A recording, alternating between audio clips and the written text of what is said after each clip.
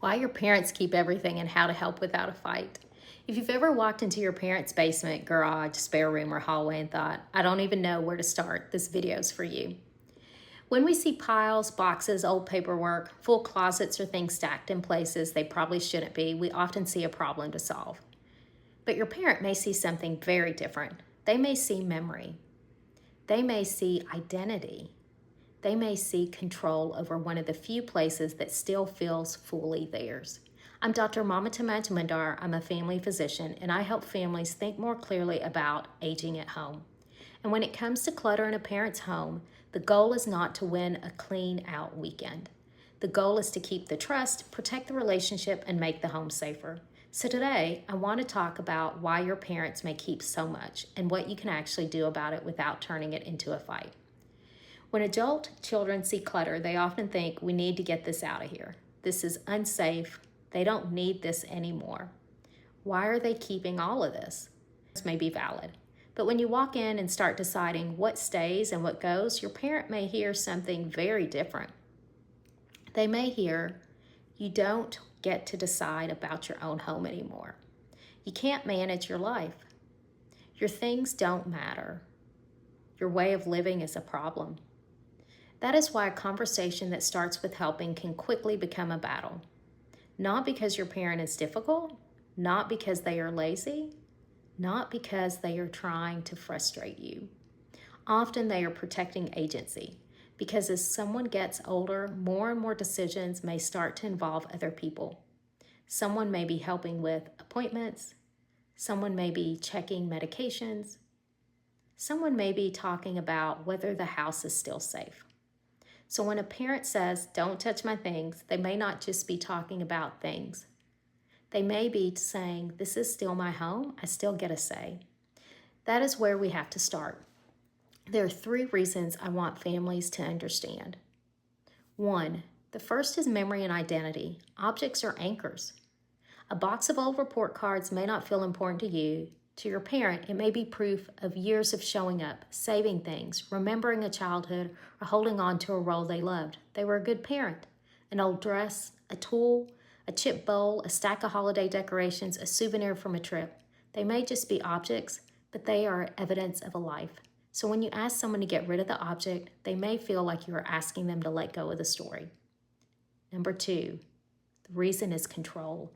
A parent losing control in small ways all the time. Maybe they don't drive as much. Maybe they need help getting to appointments. Maybe they're being told to use a walker, to change medications, or accept more help. So the home becomes one of the last places they can say, this is mine, I decide. If you understand that, you show up differently. You stop leading with, we need to get rid of this. You start with, tell me about this. Number 3, cognitive overload. Sorting is much harder than it looks. Every object requires a decision. Do you keep it? Do you donate it? Do you throw it away? Do you give it to somebody? Repurpose it? Where should it go? What if I need it later? That decision loop takes energy, it takes executive function, it takes emotional bandwidth. And with age, stress, grief, depression, illness, or early cognitive change, that process can become genuinely harder. So what looks like avoidance may actually be overwhelm. This is why a whole house clean out often fails. It is too much, too fast, and too emotionally loaded. Now, I do want to be clear about something. This is not just about aesthetics. I'm not talking about clutter because a home needs to look perfect or magazine ready. I'm talking about clutter because it can become a real safety issue, especially when it blocks the places someone moves through every day. The bedroom, the bathroom, the hallway, the stairs, the entry. Those are the areas I care about first. Because the question is not, does this house look organized? The better question is, can someone get from the bed to the bathroom safely at 2 a.m.? That's the starting point. Not the basement, not the photo boxes, not the sentimental closet, every shelf in the house, not the garage. Start with the path. Can they walk through without stepping over shoes, bags, cords, boxes, laundry, baskets, or loose rugs? Can they get to the bathroom in the dark? Can they get to the kitchen? Can they turn around safely with a walker or cane? Can emergency help get through the entryway if needed? That is how you make this a conversation about what matters most, not we need to clean this place up. But I want to make sure you can keep moving safely through your own home so you can stay there longer. That is a very different conversation. So what do you actually do? Here's the framework I recommend. First, start with the story. Pick up one object and ask, tell me about this. That's it. It's a conversation starter. Not, do you still need this? Not, can we throw this away? Not, why do you still have this? Just, tell me about this. When you start with the story, you learn what matters. You also show your parent that you are not there to take over. You are there to understand. Second, start small and low stakes. Do not start with the photo boxes. Do not start with the closet or the sentimental shelf.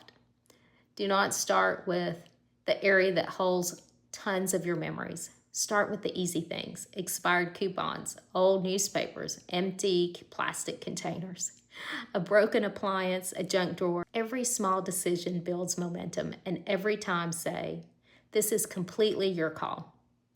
That sentence matters because people let go more easily when they do not feel forced. Third, use the photo, the maybe box, and the idea of usefulness. Sometimes the memory matters more than the object. So you can say, would it help if we took a picture of this before deciding what to do with it?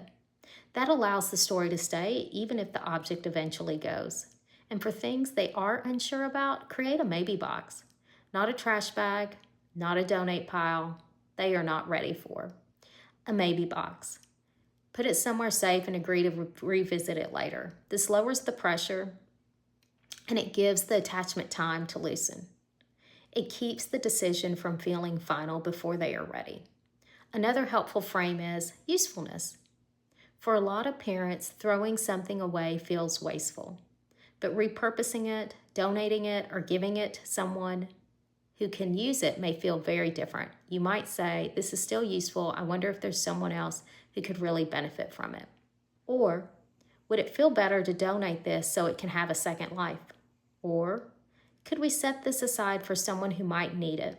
That shift is an important part because now the conversation is not let's get rid of things. It becomes let's honor what still has value by putting it where it can be used. For many people, that feels like less loss and more like purpose.